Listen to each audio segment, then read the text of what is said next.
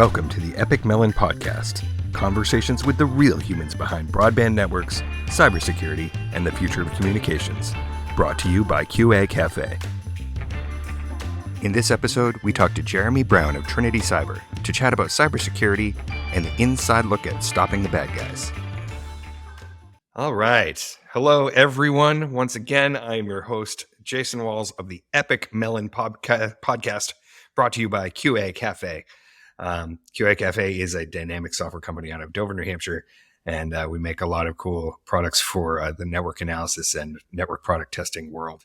And we decided to put this podcast together to talk about the crazy world of networking and the cool people that we know in it and kind of sort of how we all got here. And this is our second episode. And in our second episode, I am joined by Jeremy Brown of Trinity Cyber. And I think it's going to be a good time. It's a different direction. We're going to talk about some stuff in the cybersecurity world, and that amazing pot of insanity. But before we begin, like I said, this podcast is entirely funded by my employers, QA Cafe, and we make three cool products for the industry. The first is CD Router. And CD Router is the industry standard test solution for broadband gateways, Wi-Fi routers, and other customer premises equipment. CD Router contains thousands of test cases designed by network experts, covering feature validation, stability, certification, and performance all in one. It is designed with full automation in mind, with a robust API that lets developers work seamlessly with their CI/CD environment.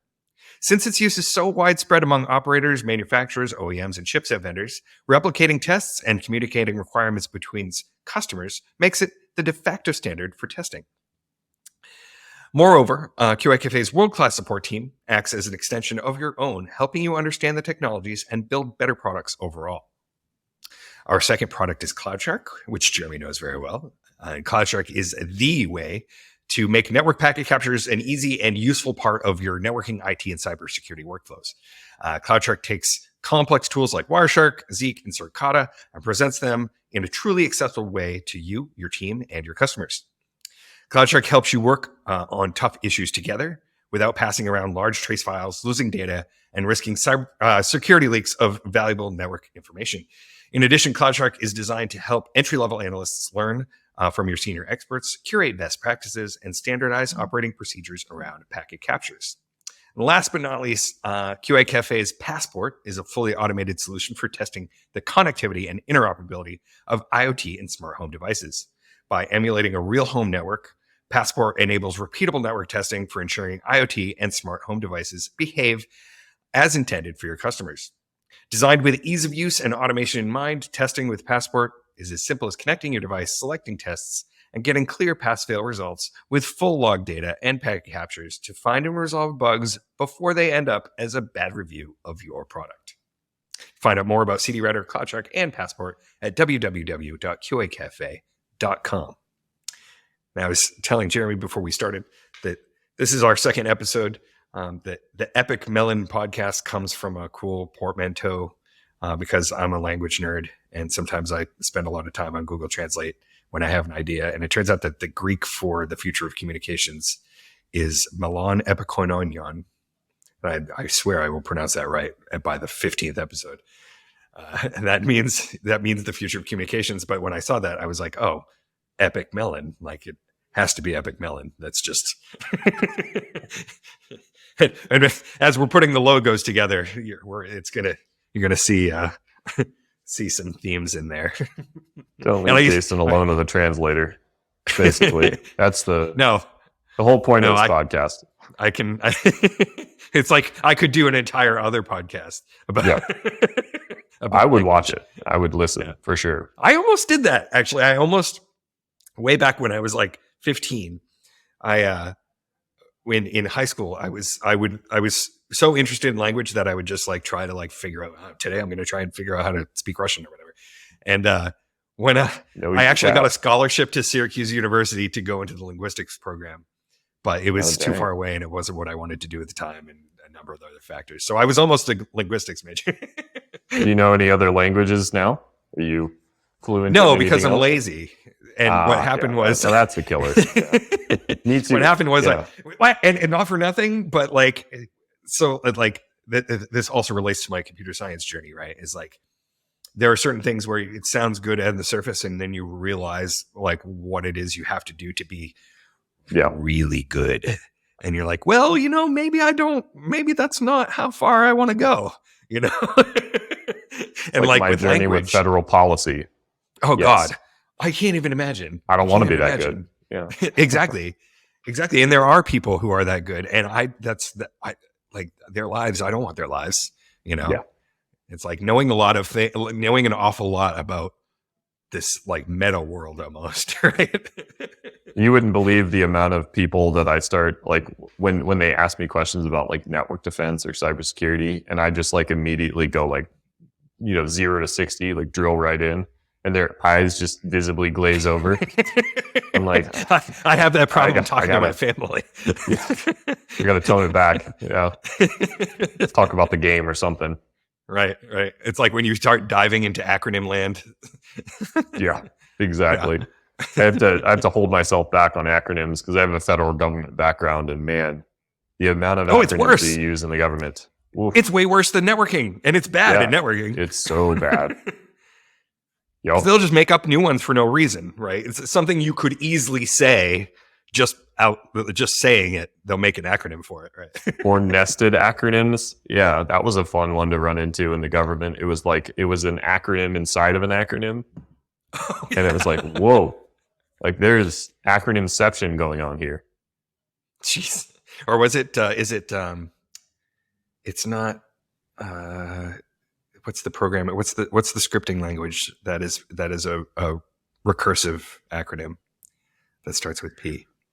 I don't know. It's not Perl, but it's basically like they reuse the first word. It's a PS, PowerShell. Not .cgi. That's the other PHP. PHP, right? PHP is a recursive acronym. I hate that. Yeah. PHP is like the PHP hypertext preprocessor. Yep. Yeah, I remember that now. And the only time I run across PHP code is web shells, and it's like the bane of our existence is trying to figure out how the web shell works. But right, and quite popular actually. Yeah, no, I mean it's we used to joke about this. It's like how many days has it been since a new web framework has been published? PHP is back there. Yeah, 0.07 seconds since the last web framework came out. Yeah. Anyway, so Jeremy is here. We're going to talk a little bit about his life and how he got into networking. Because in my experience, none of us sort of got into it on purpose.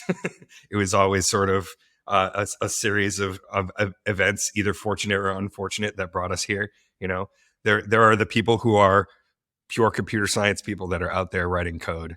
There are people who are, hardcore, electrical engineers and whatever, and they're doing their jobs. But then there's the people who have come to this crazy world, like in a hodgepodge of circumstances. Oh yeah. How did that look like? Well, thanks for having me. We're going to talk about the funnel of cybersecurity today. So strap in, get ready. Nice. Yeah. Yeah, no, I appreciate being on the show, and I guess I should probably talk a little bit about where I work now before I get into it. But I lead the threat analysis team at Trinity Cyber, and what that really means is like kind of 4 different functions. There's we have people who write signatures essentially in our system in our own vernacular. We call them formulas. They're the people who really stop attacks. The whole premise of what Trinity Cyber does is like managed network defense, and we do it with a system that we built from the ground up. How we differentiate ourselves in the market is we are a really, really cool, essentially man in the middle. And what that means is like if grandma clicks on a phishing link and she doesn't know that there's some evil piece of ransomware about to head towards her computer at the speed of the internet, we can essentially bring a little like claw machine in and take that executable out on the fly, and she'll never see it. Cool. And fundamentally that takes a lot. I describe it kind of in a joking way, but we had a lot of development that went into essentially running an inline network service for people. When I And remember we were talking before the show, and I remember you were saying something about how that wasn't something that like you had started down this whole journey, and a bunch of you realized that this was something that didn't exist at all. And yeah, that was very necessary because the way traditional cybersecurity stuff worked. yeah, you had I'd say over the last 15 or 20 years, you've had a conglomeration of really good technology that just sort of like didn't really fill that particular gap. You had next gen firewalls, which are really great at blocking things and applying policy and getting traffic where it needs to go. You have routers, which obviously get traffic where it needs to go. You have IPS, which is intrusion prevention systems and intrusion detection systems. They've come a long ways, but there was really truly nothing out there that was looking at a full network session. And then once you were inside of that network session, parsing files out so that you could, for example, find an exploit in a Word document, or you could find why that new Emotet campaign was bad from a content level or a structure level. That's Right. it's like, I guess, going toe to toe with how much research bad guys do to develop their new malware or their new payloads. And really what we do here at Trinity is going toe to toe with techniques. And there's far less techniques than there are what everybody calls indicators of compromise, which are like Yeah. IPs and URLs and domains and malware hashes. And unfortunately, those things are static. So they're Right. very easy to change, and bad guys are very smart. They're well aware of how to change up where they're coming Yeah, from. it's actually sort of a catch-22, isn't it? Because it's like a lot of those, like especially signature lists, right, are open source. So Yeah, like how it is that those things are detected, everybody knows how they're detected. So all you have to do is just not do that thing. exactly. Yeah, it's like a playbook for what not to do. That's And so I say that ironic. like I have the utmost respect for people who put together IOC lists. Like it's not an easy job, and it should be part of your defense. Right. And it But does what? work. Yeah, Right. it does work. Obviously, it's like the block and tackle approach, and you need to have it. But also, in the same way, if you're not focusing on the content of what's going on your networks or what is going on in your endpoints or and things like that from like a technique level, all the way down, like as literally as deep as your system can go, you're kind of doing yourself a disservice because it's Right. Right. like when we talk about network defense nowadays, it's a two-headed beast. There's like, what are you blocking that everybody else knows? And then what are you actually able to stop from a technique level? So you can test yourself against, modern malware campaigns and make sure that you're safe. Right, right. It's almost like I picture like it's like a martial arts analogy, right? You can learn how to Yes, block specifically how Korean martial arts delivers a punch, or you correct. can learn like how it is that you generally block anything. I like the martial arts analogy because, yeah, I don't do it myself. I'm not nearly that talented, but I've heard of Aikido. It's kind of essentially the concept is redirecting energy, the enemy's Yep, energy. yep.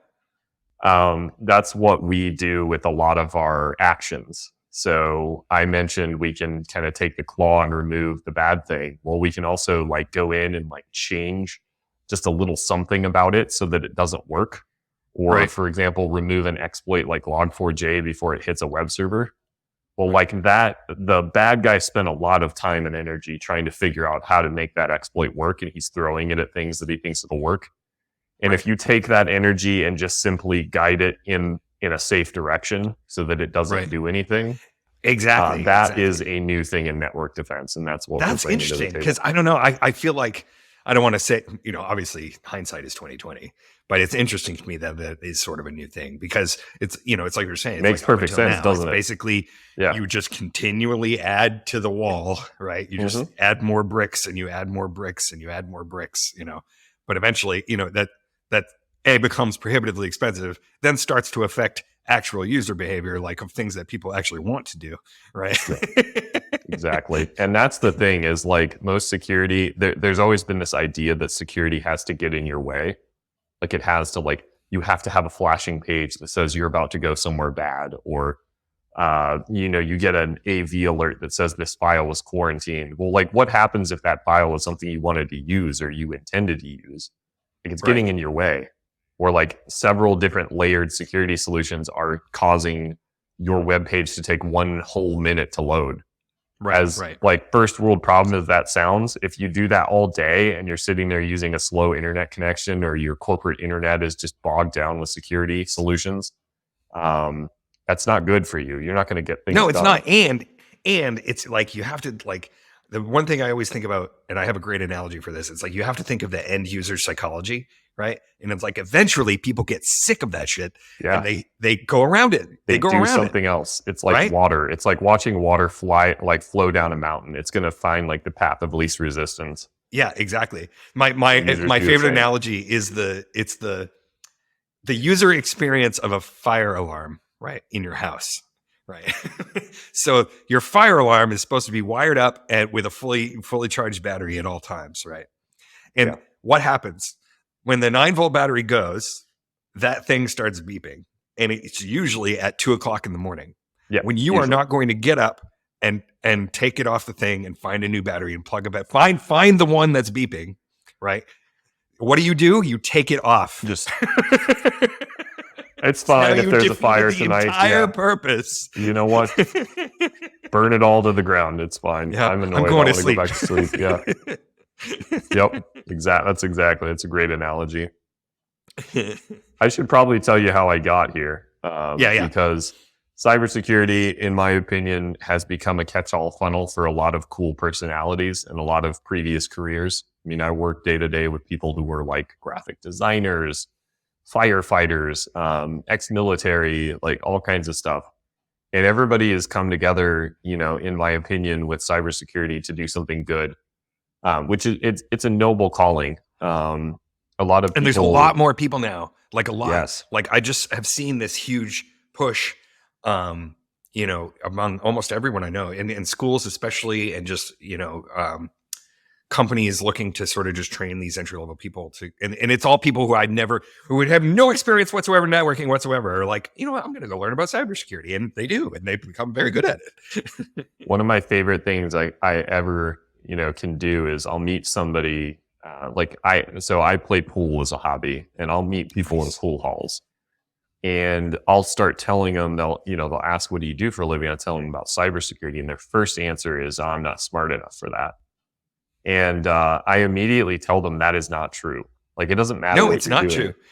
Now, like, there are so many people who simply because they were curious, challenged themselves to get in the industry, and they got a foothold in maybe a SOC, or maybe they started on a help desk, or something like that. Like, and it's really about curiosity and your ability to learn. And so I tell them, like, pretty quickly, like, it has nothing to do with how smart you think you are. Right. It's like you need to have the dedication to go into that field with open arms and learn as much as you can, and you'll be surprised within 2 years where you land.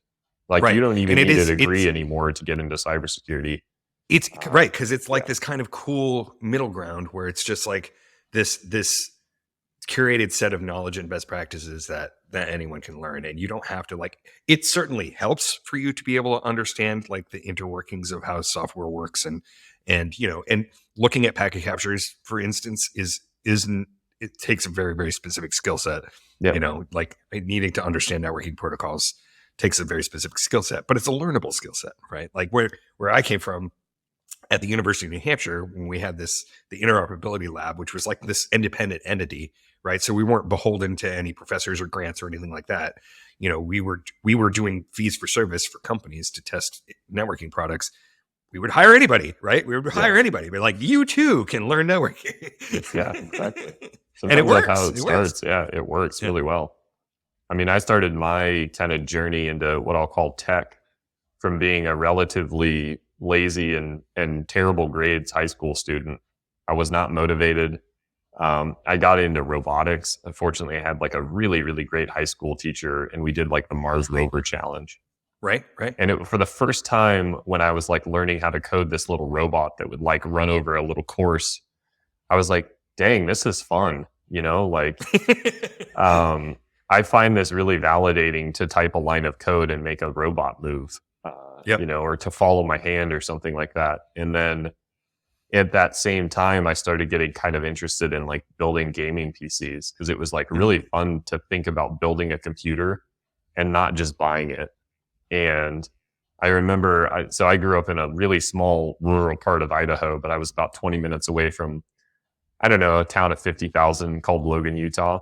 And there was a computer shop there. And I remember a gentleman by the name of Ron. He, when I went in there to like first buy some parts, with like the money that I'd saved up from summer jobs, I was going to build a computer, and he saw me doing that, and he like took me under his wing and kind of mentored me. And that was the coolest thing ever, because the guy like not only showed me how to build a computer, but like walked me through the steps of troubleshooting when you have no idea if what you did just worked. And I remember just learning from, a guy like how to deal with that. It's like, yeah, you just spent 6 hours putting your first computer together and your RAM stick doesn't work. Or you installed Windows Vista. To be fair, it was Windows Vista, so that was my mistake. But and you get a blue screen. Right. And it's like, okay, like those troubleshooting, that critical thinking knowledge, I think is really it's totally true. And like cybersecurity too. That's how I got in, even being interested in computers when I was a kid, right? Because back it's the question of whether you stop at that point, right? I got a blue screen of death because my memory's bad. Do you immediately be like, nope, I'm never doing this again? Well, I'm going to hang it up. Yeah. Right. Because I remember when I got started, my first real PC, like that had Windows 3.1 on it or whatever, and DOS, right? Obviously we all used it.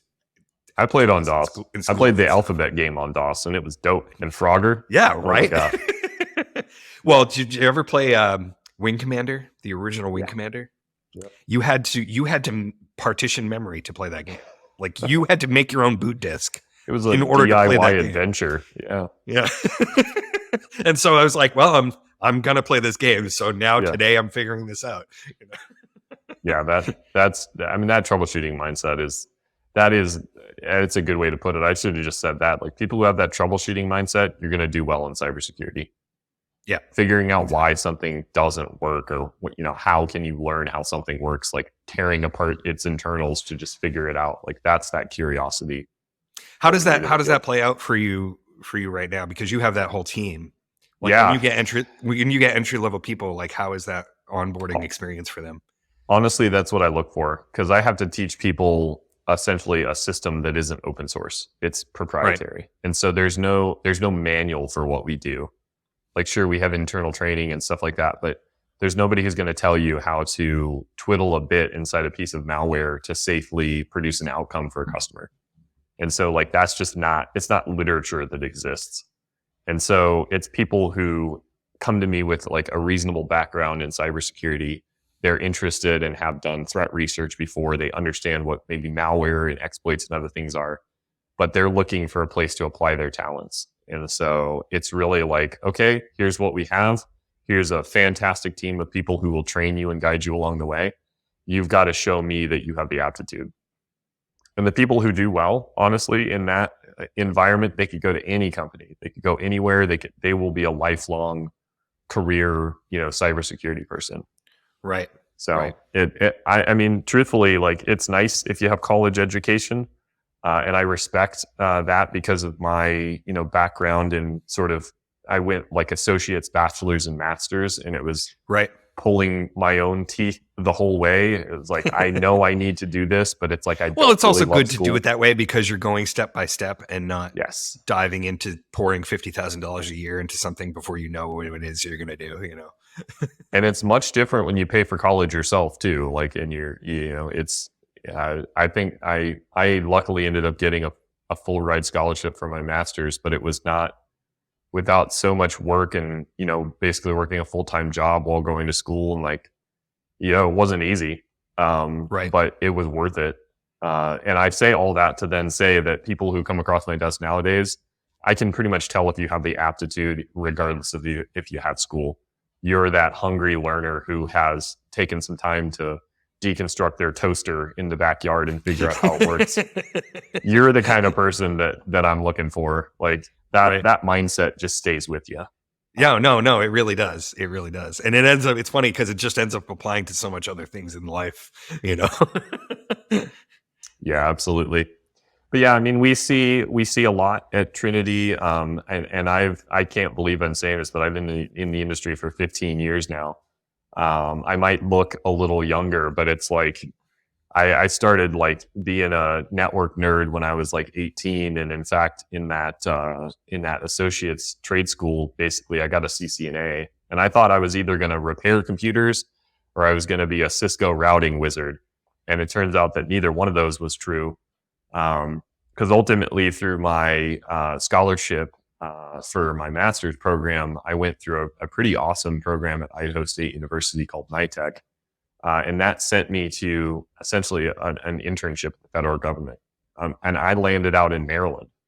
I worked for the DoD out there, and I had a fantastic, 4 or 5 year career working basically, for the DoD, seeing all kinds of stuff, traveling different parts of the world.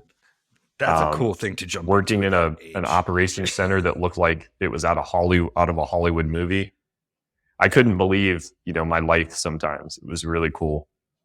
That brought me to Trinity. It's like me and a couple coworkers and stuff like that, like came out and kind of rallied behind our CEO, Steve, and we started the company. And we did it because we wanted to bring something that didn't exist out to the private sector, which was like truly taking a full network session and understanding what protocols and what files and what evil was inside of it, and being able to surgically find it and remove it. And that's something that still doesn't exist, outside of what we do. But we're really making a lot of waves in the industry, and I find it really cool to lead a team of analysts who support that. Yeah. That's from a quick product perspective. Like, that's always something interesting that we run into is like, it's, we've run into this with CloudShark, where it's like, we start off sort of providing this full package of an entire system to use, but not realizing that like the actual like meat of it is separate from, is separate from this part, is separate from this part. And it's like, oh, well, maybe the meat is actually the most important part. And now you're able to take that meat and apply it to other things. Right. Yeah. Right. Like, I think, you've talked about, using the, what is it? I forget the acronyms for your products. But the APIs basically, right? Yeah, we've got 2 products. There's like the inline network, we call it TC Edge. And then we have actually a kind of a newer offering where you can send a file to us, and within like milliseconds, we'll tell you if it's malicious or not. And so that's all based on our own parsing. And so it gives people an option. Like, do you want to run a service inline and sort of have Jeremy's team backing you up as a fully managed service? Or maybe you're not ready for that. You got a bunch of files that you want to figure out if they're bad or not. And so send them towards us.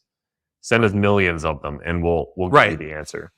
And it's like, once you go down that route with the stuff that you've invented, it's like you realize the other possibilities of things that you could build with the same basic idea that you already have, right? Yeah, it's kind of funny how like, I have my engineering counterpart, Stefan. We work closely every day, but he's got just a brilliant mind, and him and his team essentially built this like core engine that is just a blazing fast way to match like things, whether those things come from a file parser or from a network parser or from a network session, or there's some content or metadata. Like, the matching algorithm behind all of that and how it goes so fast. Which is itself a thing, right? It's just a computer science algorithm. And it's like, just thinking about that behind the scenes, how it powers basically everything that we do, how it supports an entire team of people, and then in turn, how it lets us have a real impact for customers is cool. Like, based on it's tech that like people run, so. Stefan is a cool guy, by the way, if he's listening. He is cool. Yeah. I don't tell him that too much, but yeah. But yeah, we use CloudShark all the time. I like to think of it as for network capture and packet capture, and sort of, we do a lot of threat hunting inside of it on PCAPs that we capture. It's like, it makes it a team sport. So like, one of our analysts will like go in and look at it, and he'll see it in one way, and he'll add an annotation, add a note or something, and then like pass it off to somebody else who will then add their perspective. Right. And like, by the time we come out, we have a link to basically Wireshark in a web browser that runs all of these additional tools.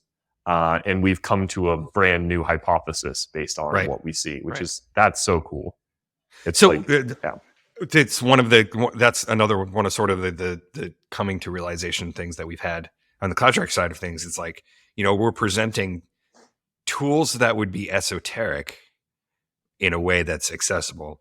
And I wanted to always ask about how, I was asking about those entry level guys, like, are they, when you're getting in of those people, are any of them already familiar with something like, well, obviously maybe Wireshark, but like Suricata or Zeek or anything like that? Or is that just something that now you can be like, oh, well, here you go. Yeah. Here's your stepping stone, rather than having to, install this yourself and configure it in a command line and do it, We see a lot of Wireshark proficiency in some ways. I think that's to kind of a nod to the cybersecurity education in the United States. There's more programs in the United States now by far that are pumping out cybersecurity grads at an entry level than there ever was. Yeah. And most of those teach basic tool sets. And so one of them Cool. is Wireshark. But a lot of them, we see a mixed bag. Generally, if you know Suricata or Snort or any of the open source like IDS systems and signatures, it means you've worked in a job before that's used them. You don't generally learn a ton about them in school. Right. And so I like how wrapping that all in a web interface and like really pointing the user towards how is that tool used. For example, like if a Suricata hits, on a PCAP in CloudShark, it's really visual to point the person towards that instead of like you said, having to log into a command line and test a rule and stuff like that. And I've always found that interesting really because it's like the tools are really powerful. Like Suricata is really powerful. Like just IDS in general is really powerful. Zeek is really powerful, but like when they were developed by people who are already used to using them in the way that they were expected to use them. Yeah. Right. And as you're saying, like they don't teach that in school. We end up using all of these IDS like open source systems as sort of a backup for our main product because like it's weird. There's a duality to our world. We have this fantastic inline product with proprietary signatures, but the output of that is essentially like we can pull PCAP from our systems and then analyze it and see, was this a true positive? Did we make a mistake somewhere? Was there other vendors or other open source signatures that hit on the same thing we did, or were we the only one? And like being able to use a platform to do that, especially on PCAP is key because, like you teach people, A, like, what did we do? B, like, how can you add annotations and notes to this PCAP? And then C, like, what do other signature sets think? Right. And so there's like some proof there.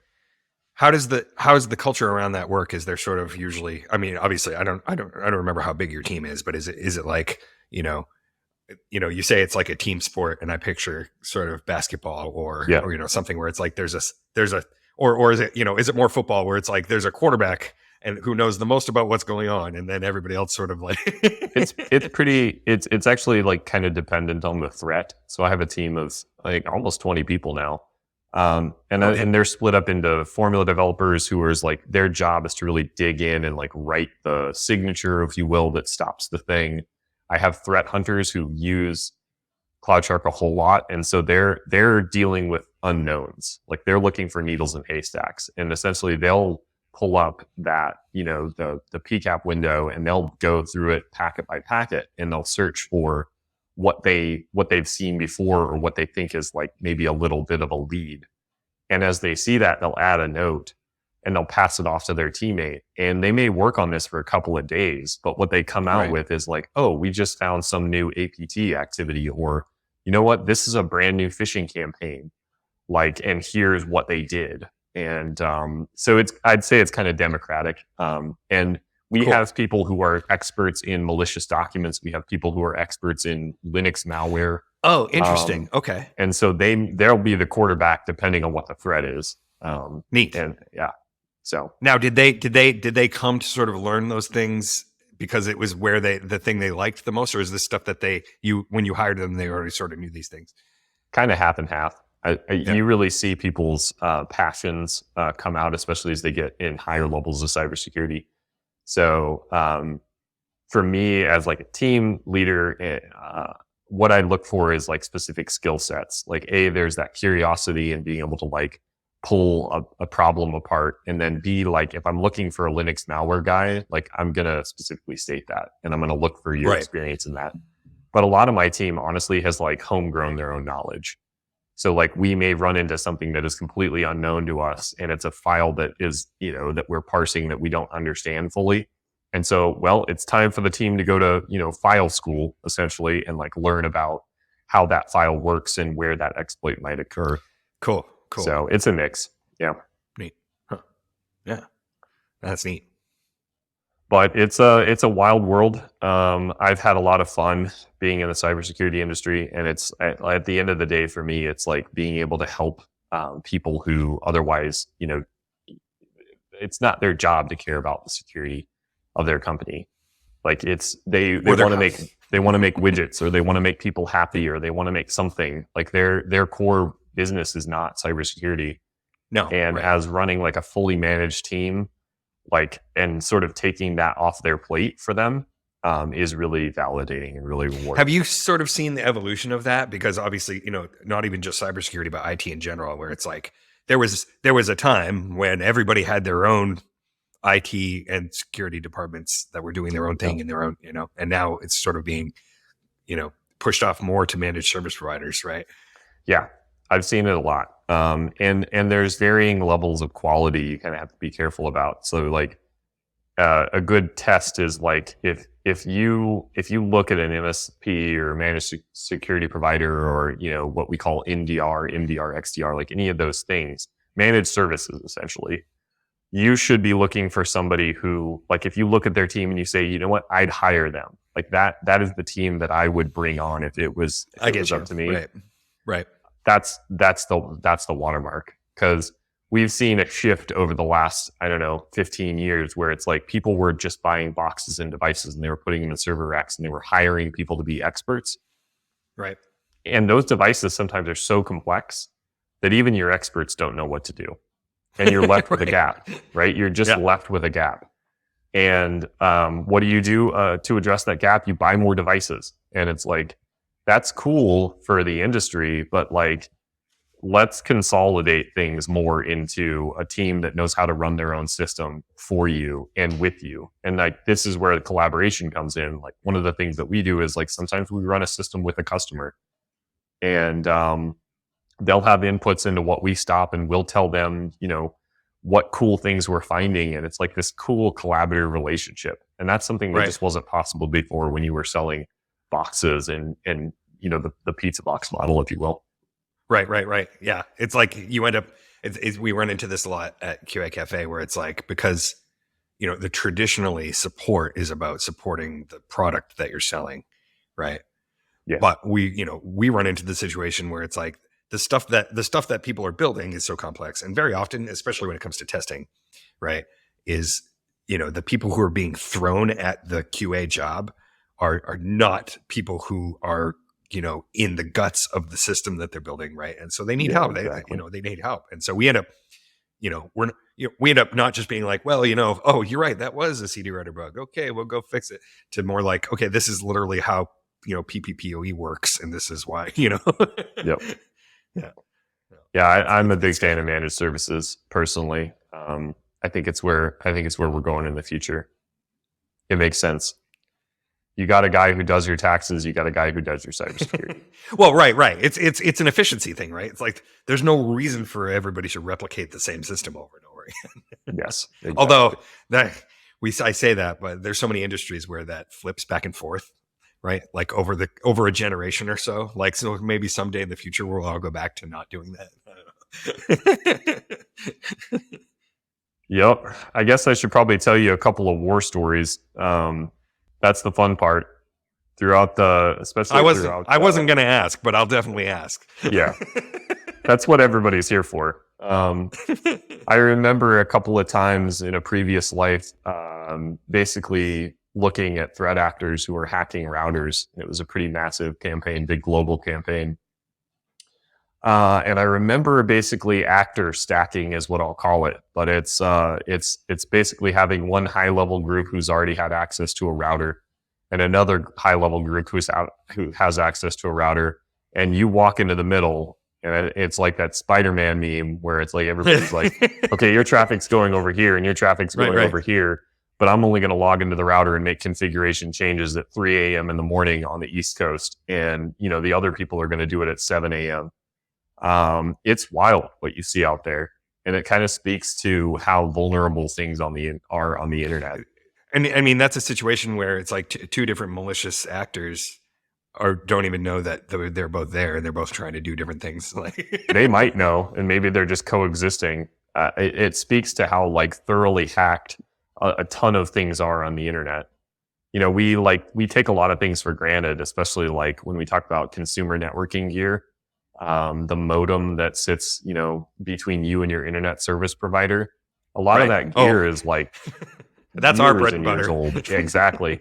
Yes. I mean, tons of that gear is so old. And like as a service provider, I think there's a responsibility to keep that updated for a customer who doesn't understand how to do it, or you do risk like basically becoming part of a nation state hacking group, or even more common, a botnet on the internet that then, it goes and DDoSes, a major service. Like that's the unfortunate reality we're in today, is when you deploy that thing on your home network, or, plugged into your modem, or you plug that light bulb in or something like that, you are unfortunately taking a risk of that thing becoming out of your control. No. And the life cycle, the firmware life cycle thing has just become so important. Yeah. And it was, the legacy equipment, especially in the home network, was relying on the user to log in and give permission to do that never happens. It never happens. I didn't even do it. And then I know that I'm supposed to do it. Like, and so now at least you have mechanisms by which people are doing that, like on purpose, right? Or the operator has, at least sometimes the operator will have control of it. And they're like, okay, we're upgrading all of our routers, and we're going to do it at some time when the user is not using it. So it's fine. Right. So at least they have that control. But you're talking about light bulbs and stuff. You have an entire group of people out there companies who were used to building consumer electronics, right? Pieces of plastic that work. And then when they don't work anymore, you throw them away and you buy them a new one, right? Exactly. Whereas now, right? But you can't do that now with something that can be have a new vulnerability discovered every 5 seconds. It's like you have to you now have to take something that you would never have any experience in managing the software and patching it and keeping it upgraded and having a whole process for doing that, in something that with people who have never thought about that before. It's like, it's no wonder this stuff gets hacked all the time. Yeah. And it's awareness too. I mean, I think a lot of it is, like I go back to like, teaching a family member how to keep their phone updated, or, the fact that like you do need to check in on your Wi-Fi router once in a while. And kudos to a lot of the new devices who are kind of just streamlining that and making automatic updates a thing. And, you can press a button from your smartphone to update your Wi-Fi router. Like that's how we get this technology and these security principles into the hands of, which is even better because it's also getting rid of the GUI. Exactly. Which is the most vulnerable piece of those things. There is a perceived complexity around these devices, and like sometimes it's a real complexity, but like in order to get security up as a whole on the internet, like that's what you have to do, is you have to make it dead simple for somebody to keep their stuff updated. Yeah. No, and right. Then, like, it's like we were talking about before. It's like that. Yeah. The inconvenience is the death of security. It is. Exactly. Yeah. And you shouldn't have to have like 5 different apps to keep 5 different things updated. Like my own personal opinion, but I'm going through like a smart home automation journey right now. And I swear I have like 6 different apps on my phone to control different things. And it's like, give me one thing that works. In theory, Matter is supposed to solve that problem. In theory, yeah. I'm still waiting for Matter door locks. So I'm a little bit scared to put an internet connected door lock on my front door, but we'll see. I know. Did you hear about the garage door thing? Yeah. That just came out? I did. It was the Next, NEXX, whatever. I think so. Yeah. Next. Or literally anybody could open any garage door from anywhere. Yeah. That's fine. This is fine. I think I'll go ahead and walk over and push the button. Same. I'm the same way. I figured out my sprinkler's internet connected today too, so I don't know how I feel about that, but I'll probably have to make sure that I suppose that's a pretty good use case. That's a pretty good use case. Yeah. Nothing bad can come of them turning your water on, right? Not at all. Not at all. I mean, there's smart home devices people don't even know about. It's crazy. So that is the current wild west, and it's the next frontier in terms of where cybersecurity providers should focus is really the security of those devices. How do you just like, without giving like a names obviously, but are there any customers where you end up dealing with that sort of stuff where you're seeing the traffic of those kinds of devices and having to mitigate? Yeah, the biggest thing we see is botnet propagation. So fortunately, our tech is in line, so a lot of times we'll prevent a device from being exploited from the internet. Occasionally, there's something we don't know about. And so what we'll end up seeing is like communications going outbound. So like a device might ask for a firmware update, and it's really like malware. Right. And so that has been a really cool thing to learn on, because we have some customers in the academic sector who, have student Wi-Fi networks. And it's like there are just a veritable amount of like bring your own devices, and like weird things that pop up on the network, and they're asking for updates and they're downloading things. And like, that is the coolest thing to learn from as an analysis team. And so we stop them all the time from getting malicious updates. Wow. Yeah. and it's cool because like, if you can, basically by doing that, you take a major attack vector away from the bad guys. Like it's right. Today, one of the major things they do is compromise home routers, home devices, IoT devices, and then they use them as proxies. Mm-hmm. And they'll go and sell their IPs to proxy services. And they make a pretty penny off of that, but all they have to do is hack a device and sell an IP. Right. Oh yeah, and you can I've seen these, right, where you can basically just do hack as a service, right, where you just spin it up and be like, hey, can you do this thing at this place? Correct. And you don't even know anything about it, right? It's like the evolution of script kiddies. Yeah. And then the bad guys, like be they script kiddies or more advanced, all they have to do is go to a website and purchase like 10 IPs. And that's where they launch their phishing campaign from. And lo and behold, it's coming from like your uncle's router in Pennsylvania. It's like, and he doesn't know. Like nobody knows. It's like all of this, these firmware updates, these malicious software packages are getting pretty good. And when they're actually installed on these devices, they're really good at rerouting traffic very transparently. And essentially they can be used for the attack at the attacker's disposal. Right. So that's the kind of thing we stop. And it's a good day when we can figure out that we, stopped, an ELF file from infecting a Linux system that was 10 years old. So right. So just you're stopping that for customers who have those things deployed, end up having them deployed in the network, or at least are in a position such that that network traffic is going by them. Yeah. Do you ever take that information, like obviously, because with things that are many, you end up seeing patterns. Do you end up finding stuff that you end up reporting to the manufacturer? Yeah, we've seen a couple of things, and we're definitely in close contact with some of these manufacturers. It's just a responsible thing to do. Most of the time, you see like just the majority of time it's device misconfiguration or lack of configuration, so it's not like an actual vulnerability. But we'll share like, hey, this is the latest campaign of Mirai or something like that that's taking over toasters. Oh, Mirai, or whatever the case is. Yeah. And these botnets are like pretty much set it and forget it. And so it's good to see how they evolve. It's like, it's a good threat intelligence exercise, because you can see how do they evolve? Where's their second hop infrastructure? What new proxies are the bad guys using today? So you can report them and have them taken down. Like, it is a constant cat and mouse game. Right. And that communication has to happen, because even if you're seeing this stuff and being able to shut it down, there's no visibility into what the original exploit was, which could have been something totally stupid. Right. Sometimes we actually do see the original exploit, but yeah, it's Sometimes you just will onboard a customer and they've already got a lot of infected devices, and it's like a wild, wild west. It's like a rodeo out there. And it's really cool. It's Yeah. you can't beat the intelligence. No, exactly. It is really cool. And that is, to sort of bring things full circle. That's the difference between somebody who really wants to be in this industry and not, is to see that stuff and be like, I'm out, versus, oh, this is awesome that Let me somebody's doing deconstruct this and figure out how it works and figure out how to make it better for, customers. Yeah. Yeah, exactly.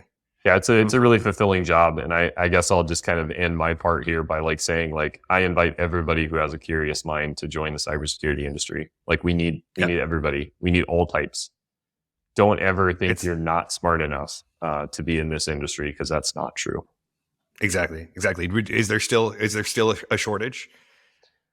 Yeah, I'd say there's a shortage because it's like there's a ton of entry level people, and they're just at the point in their career where they're training, and so we're gonna see a so you have to like already market. build the pipeline, right? We're gonna see a much better market in like 3 to 5 years than we do today, because not only are colleges in the United States and internationally cranking out more and more cybersecurity grads, those entry level grads have now found their first step at whatever company they work at, and they're working their way up. And so they'll be the intermediates by the time the next fresh. I mean, I'm excited for 3 years from now. That's where I'm doing my hiring. Is you get people who have spent time in the job that they're in now, and they've learned a lot, and they're looking for the next thing. And they will surface themselves if they have that curious mindset. Cool. Awesome. All right, dude. Well, thank you. I appreciate it. This is really fun. This is exactly what I was hoping we would talk about. So yeah, absolutely. It's a pleasure to be here. It's a good second episode. Thanks for inviting me. Yeah, absolutely. Hopefully we set a good precedent for these episodes, huh? Yeah, exactly. Cool. All right. Well, thanks everybody. And, perhaps we'll have Jeremy on again in the future. But in the meantime, I hope you keep listening. If you're on YouTube, please subscribe, obviously. And as I always say, take ownership of the nerdy things that you love, and have fun doing them. That's right. All right. Thanks, dude.